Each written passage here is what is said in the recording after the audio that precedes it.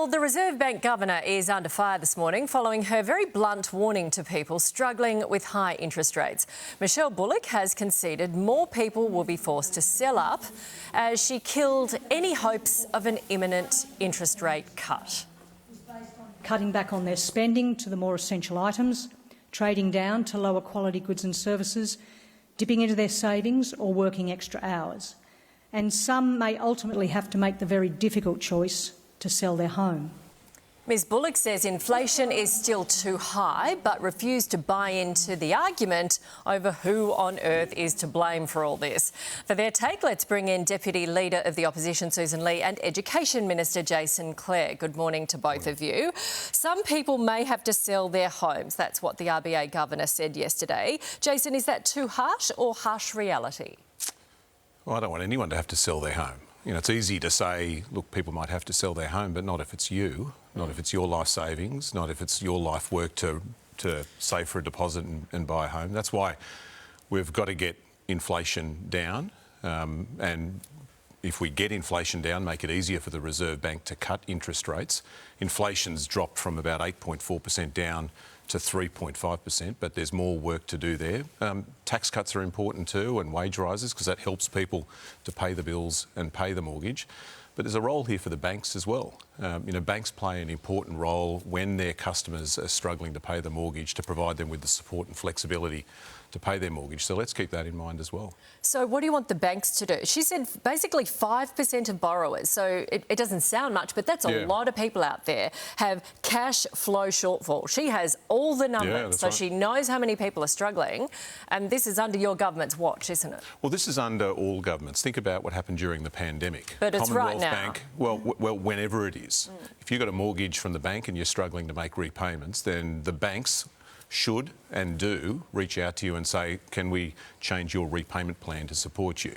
Now, that's always happened. Certainly happened during the pandemic, and for people that are struggling at the moment, that's important. So are you putting the blame on the banks? No, I'm not. I'm saying, number one, government and the Reserve Bank need to work together to lower inflation. If we lower inflation, then you can lower interest rates. Number two, we've got to provide financial help for people through things like tax cuts and pay rises. I'm just saying, in addition to that, there's a role for the banks as well. OK, Susan, who's to blame and how do we solve this? Because this is the number one story in the country based on cost of living.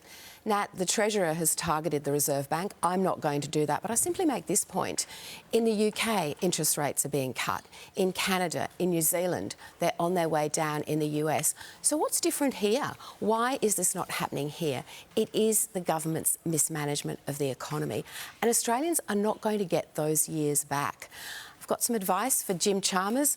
Put down the megaphone and pick up the mirror, because taking responsibility is so important right now for the Australians that we know are really anxious, really worried, looking at those monthly bank statements and just not knowing how they're going to meet their commitments. It is important that we have an economic plan, and that's not present, and that's not anywhere in sight from where I'm sitting. OK, moving on, in just a few hours, the Prime Minister will hold a critical National Cabinet meeting to address the ongoing crisis of gender-based violence in this country. As many as 58 women and 10 children have been killed in Australia this year alone, most by men known to them. Jason, when are you going to release this plan? You just mentioned 58. That's 58 women that have been killed this year by men. But what that doesn't count is the hundreds of women that have had to flee for their lives, have barely escaped with their lives, or the thousands of women who are still at home, too terrified or unable to leave. There's things that government is doing and can do, like providing financial help for people to leave and a place to go, whether it's refuge or permanent accommodation as well. This meeting today will look at things like frontline services and support and what extra help you can provide for those refuges and legal services as well. But it's bigger than that. This is bigger than government. This is a whole societal issue. There's a role for parents here. There's a role for schools and teachers. Most importantly, there's a role for blokes here, because this is men killing women. And there's an important role in how we raise our boys and what we teach our boys about respecting women. Yeah, you're right. That it's just not one problem, is it, Susan? But we have to start trying to solve Yes. some of the problems leading up to it. Yes, and we'll go through the details of the plan and the announcements that will be made later today, Nat, and we always work constructively with the government.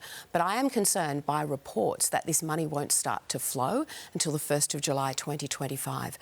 Now, tragically, on the current trajectory, that means 40 more women will be killed between now and then. And if we can do anything to help save those lives, we must. The other thing I'm concerned about, and I do raise this a lot, is the 500 frontline domestic violence caseworkers that were promised at the election have not been delivered. We need them too. Jason, is that right? Is this money not going to flow until next year? That Well, 700 million or whatever? The announcement hasn't been made yet. Wait for the Premiers and the Prime Minister to make that announcement today. And I don't want to play politics with this. This is too important. I know. Okay, but we've got something in the Parliament which the opposition opposed, but we got through, called the Housing Australia Future Fund. It builds permanent housing for women fleeing domestic violence. The Libs say if they win the election, they're going to get rid of it and give tax cuts to politicians. Come on. Okay. I want those amazing caseworkers to be delivered. I Yeah, want we want caring caseworkers services for people across to flee Australia. to, yeah. I want them. They're the difference sometimes between life and death for women fleeing and escaping domestic violence. And so's the home. And look, I don't And want we this to want be emergency politicians spots fighting for about women, domestic Jason. violence. Women too. And it's not in your portfolio, so this is not personal to you, but those caseworkers have not been delivered and they need to be. And there were 500 promised. Where are they? Okay. Let's find agreement on this. I just don't want You're people right. thinking Labor and Liberal are fighting over this. It's too important. The meeting is now, so we will talk about that when it happens. Thank you very much, Thanks. both of you.